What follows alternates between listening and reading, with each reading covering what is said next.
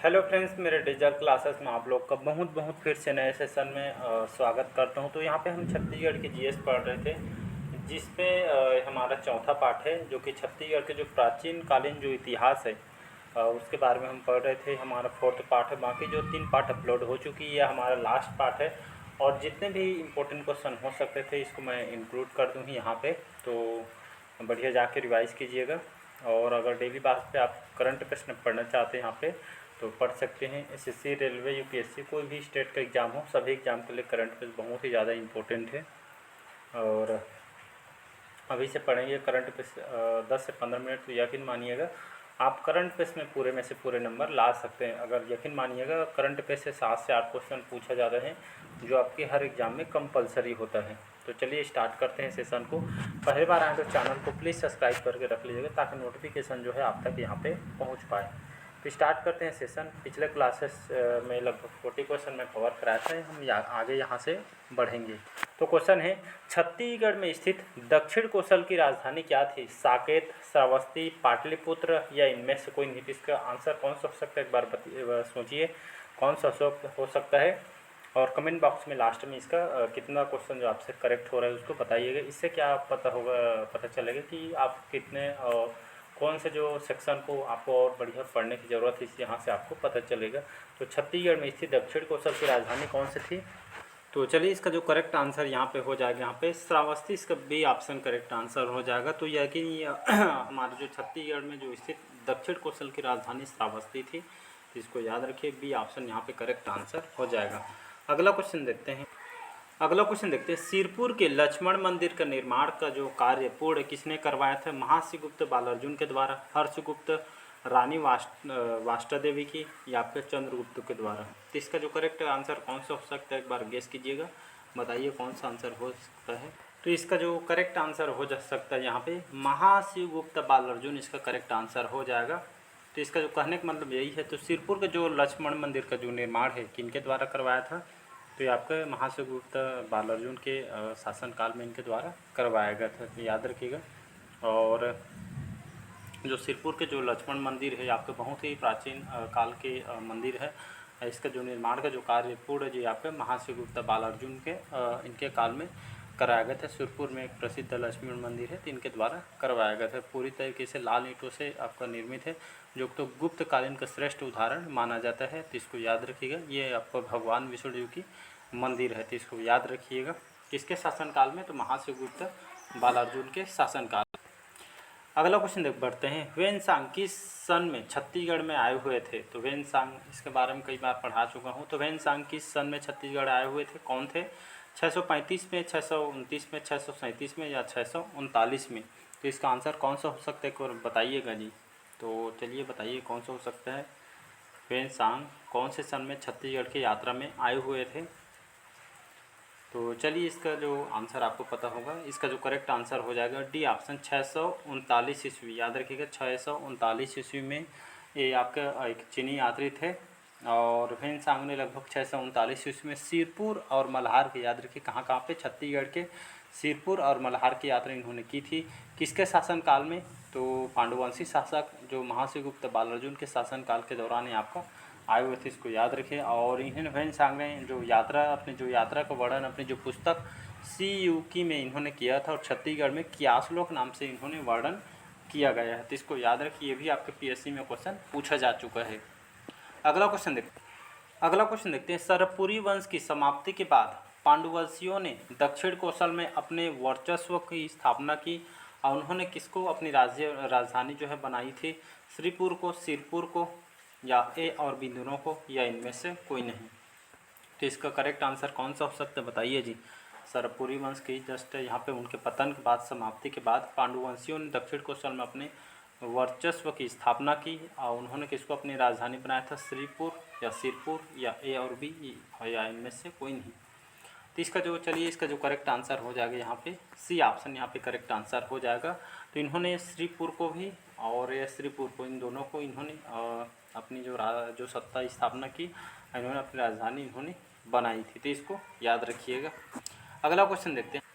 अगला क्वेश्चन तरफ बढ़ते हैं। कालिंजर के शिलालेख के अनुसार पांडु वंश के आदि पुरुष के नाम से किसको जाना जाता है? किस पुरुष का कौन से पुरुष का नाम था?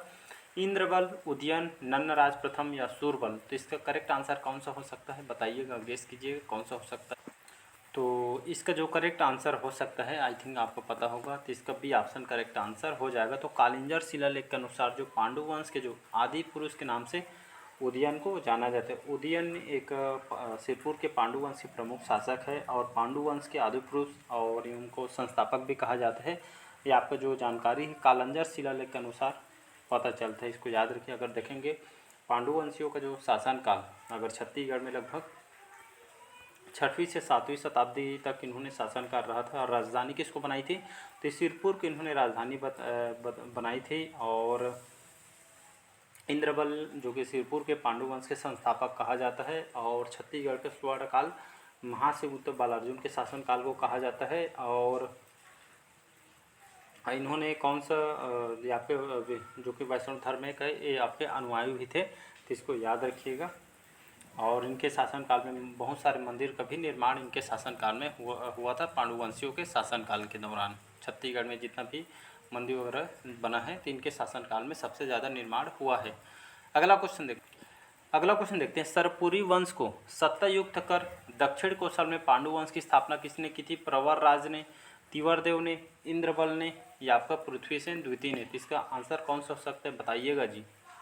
तो चलिए सोचिए कौन सा हो सकता है। तो चलिए इसका करेक्ट आंसर हो सकता है यहाँ पे तिवरदेव, इसका करेक्ट आंसर हो जाएगा। तिवरदेव कौन थे? तो आपके पांडुवंशी शासक थे। सरपुरी वंश को इन्होंने सत्तायुक्त कर दक्षिण कौशल में पांडु वंश की स्थापना इन्होंने की थी, तिवरदेव। और इनको एक उपाधि दी गई है, एग्जाम में क्वेश्चन पूछा गया है, सकल कौशलाधिपति की उपाधि किसने धारण की थी? तो आपके तिवरदेव ने ही की थी। आपके पीएससी में क्वेश्चन पूछा गया है, व्यापम में भी क्वेश्चन पूछा है। जो सकल कौशलाधिपति के तिवरदेव इन्होंने उपाधि धारण की थी। और पांडु वंश का जो विस्तार इन्होंने कहाँ तक की थी? उड़ीसा तक इन्होंने विस्तार किया था। और यहाँ पे कौन से धर्म के अनुयायी थे? तो वैष्णव धर्म में आपके अनुयायी थे, इसको याद रखिएगा। अगला क्वेश्चन देखते हैं यहाँ पे। अगला क्वेश्चन तरफ बढ़ते हैं यहाँ पे। चीनी यात्री ह्वेनसांग के अनुसार किस सम्राट ने दक्षिण कौशल की राजधानी में बौद्ध स्तूप का निर्माण कराया गया था? बिंदुसार, अशोक, चंद्रगुप्त प्रथम या आपके समुद्रगुप्त? तो इसका कौन सा आंसर करेक्ट हो सकता है, बताइएगा जी, गेस कीजिएगा। चीनी यात्री जो ह्वेनसांग थे, इनके अनुसार, जानकारी के अनुसार पता चलता है कि जो किस सम्राट ने दक्षिण कौशल की राजधानी में बौद्ध स्तूप का निर्माण कराया गया था? बिंदुसार, अशोक, चंद्रगुप्त प्रथम या समुद्रगुप्त? तो चलिए इसका जो आंसर यहाँ पे करेक्ट आंसर हो जाएगा, जो सम्राट अशोक थे। जो जानकारी के अनुसार पता चलता है कि जो सम्राट अशोक ने इन्होंने दक्षिण कौशल के जो राजधानी में इन्होंने बौद्ध स्तूप का निर्माण इन्होंने करवाया था। तो इसको याद रखिए। अशोक के बहुत ही शक्तिशाली शासक थे, या फिर बौद्ध धर्म के अनुयायी थे। इन्होंने बौद्ध स्तूप का निर्माण इन्होंने करवाया जाता है, मतलब इनके द्वारा करवाया गया था। और एग्जाम में डायरेक्ट क्वेश्चन ये भी पूछता है कि जो सम्राट अशोक थे कौन से धर्म के उन्होंने अपनाया था? तो याद रखें बौद्ध धर्म इन्होंने अपनाया था। छत्तीसगढ़ के किस स्थान से प्राप्त होने वाले सिक्के छत्तीसगढ़ पर गुप्त शासकों के प्रभाव को प्रमाणित करती है? बानाबरस से, बस्तर से, दक्षिण कौशल से या इनमें से कोई नहीं? तो चलिए इसका आंसर कौन सा हो सकता है, बताइएगा। छत्तीसगढ़ के किस स्थान से प्राप्त होने वाले जो सिक्के छत्तीसगढ़ पर गुप्त शासकों के प्रभाव को प्रमाणित करते हैं? बानाबरस, बस्तर, दक्षिण कौशल या इनमें से कोई नहीं? तो इसका आंसर आपको पता हो गया होगा। तो इसका जो करेक्ट आंसर, चलिए देखते हैं। करेक्ट आंसर यहाँ पे बानाबरस हो जाएगा। बानाबरस जो है आपके कहाँ पे आती है? ये आपके दुर्ग जिला। तो छत्तीसगढ़ की इसी स्थान से बानाबरस दुर्ग से प्राप्त हो, यहाँ पे सिक्का प्राप्त हो, यहाँ पे साक्ष्य मिले हैं। तो ये यहाँ से सिक्के जो कि छत्तीसगढ़ पर गुप्त शासकों के प्रभाव को यहाँ पे प्रमाणित करता है। कहने का मतलब है गुप्त वंश की जानकारी यहाँ से पता चलती है। और पिटाई बल्द रायपुर से भी गुप्तकालीन सिक्के यहाँ से मिला है। तो दो जगह से, आपके बानाबरस दुर्ग से और आपका पिटाई बल्द रायपुर से, दो जगह से यहाँ पे गुप्त वंश की जानकारी साक्ष्य यहाँ पे मिले हुए हमारे छत्तीसगढ़ में। अगला क्वेश्चन नेक्स्ट क्वेश्चन देखते हैं। सरपुरी वंश जिसकी राजधानी सरबपुर थी, इसके संस्थापक कौन था? सरबराज, नरेंद्र, प्रवरराज या इनमें से कोई? इसका आंसर कौन सा हो सकता है, बताइएगा जी। कौन सा आंसर करेक्ट हो सकता है? सरपुरी वंश जिसकी राजधानी सरबपुर थी, इसके संस्थापक कौन है? ये आपका फर्स्ट जो सरब लिखा है ये आपका सरबराज है, नरेंद्र, प्रवरराज या इनमें से कोई नहीं? तो इसका आंसर हो सकता है, आप बताइएगा। तो चलिए इसका आंसर करेक्ट हो जाएगा, यहाँ पे सरब राज हो जाएगी, यहाँ पे राज जोड़ देना है, टाइपिंग मिस्टेक हो गया। तो ये आपका सरब राज है। तो सरपुरी वंश की जो राजधानी सरबपुर थी, इसके संस्थापक आपके सरब राज थे। याद रखिए, अगर सरबपुरी वंश की बात करूँ तो इन्होंने 5वीं से 6वीं सदी में इन्होंने शासन करना स्टार्ट किया, और इसका राजधानी जो कि वर्तमान में सारंगढ़, संबलपुर, सरबपुर, ये फिर अलग अलग राजधानी इन्होंने बनाई थी। इसके संस्थापक इम्पोर्टेंट है, तो ये संस्थापक को याद रखें। सरब राज जो कि सरबपुरी वंश के संस्थापक माना जाता है। कौन से धर्म को मानते थे, अनुयायी थे? वैष्णव धर्म से आपका संबंधित है। तो ये एग्जाम में आपसे यही पूछा जाएगा, सरबपुरी वंश की स्थापना किसने की थी? संस्थापक सरब राज। कौन से धर्म को मानते थे? तो वैष्णव धर्मों को मानते थे, जिसमें आपका सरब राज। प्रमुख शासक की बात करूँ तो सरब राज, प्रसन्न मात्र, जयराज, प्रवर राज प्रथम, ये सभी आपके सरबपुरी वंश के शासक हैं। तो इसको याद रखिएगा। अगला क्वेश्चन देखते हैं। अगला क्वेश्चन तरफ बढ़ते हैं। किस क्षेत्रीय राजवंश के शासनकाल में छत्तीसगढ़ में मंदिरों का निर्माण माना जाता है? सरबपुरी वंश, पांडुवंशी वंश, कलचुरी वंश या छिंदक नागवंशी? तो यहाँ पे जो करेक्ट आंसर कौन सा हो सकता है बताइए। किस क्षेत्रीय राजवंश के शासनकाल में छत्तीसगढ़ में मंदिरों का निर्माण माना जाता है? तो इसका जो करेक्ट आंसर हो जाएगा यहाँ पे ए ऑप्शन, यहाँ पे करेक्ट आंसर हो जाएगा। सरबपुरी वंश इसका करेक्ट आंसर। ये आपके क्षेत्रीय राजवंश के शासनकाल में छत्तीसगढ़ में सबसे ज़्यादा मंदिर, टेम्पल वगैरह का निर्माण जो है सरबपुरी वंशियों के द्वारा इसको माना जाता है। यहाँ पे बहुत सारे जो है मंदिरों का निर्माण, शहर वगैरह जैसे दुर्ग हो गया, मल्हार, प्रसन्न मात्र के द्वारा जांजगीर शहर, ये बहुत सारे जो है आपके मंदिर वगैरह, टेम्पल वगैरह इनके द्वारा बनवाए गए थे। तो यहाँ पर सभी सरबपुरी वंश की है, इनके द्वारा, शासकों के द्वारा मंदिर, शहर वगैरह निर्माण इनके द्वारा करवाया गया। तो सरबपुरी वंश के अभी जस्ट बताया हूँ। सरब राज जो है इसके संस्थापक है, और इसके बाद प्रसन्न मात्र, जयराज, प्रवर राज प्रथम, सुदेव राज, पवर राज द्वितीय इसके प्रमुख शासक हैं। तो इसको याद रखिए, इन्होंने महत्वपूर्ण काम इन्होंने किए हैं। अगला क्वेश्चन देखते हैं। यहाँ पे अमरकंटक के आसपास क्षेत्र पर किस वंश के शासक के राज्य करने के विषय में शरद बल के बहमनी ताम्रपत्र से जानकारी मिलती है? वाकटक वंश, पांडव वंश, चोल वंश या आपके सातवाहन वंश? तो इसका करेक्ट आंसर कौन सा हो सकता है बताइएगा जी। तो चलिए इसका आंसर देखते हैं। यहाँ पे बी ऑप्शन करेक्ट आंसर हो जाएगा। पांडु वंश या पांडव वंश इसको बोला जाता है। तो बहमनी ताम्रपत्र से जानकारी यहाँ से मिलती है। तो इसका बी ऑप्शन करेक्ट आंसर हो जाएगा। अगला इंपॉर्टेंट क्वेश्चन है आपके CGPSC और 2015 के पेपर में क्वेश्चन पूछा है, और व्यापम भी पेपर आया हुआ है।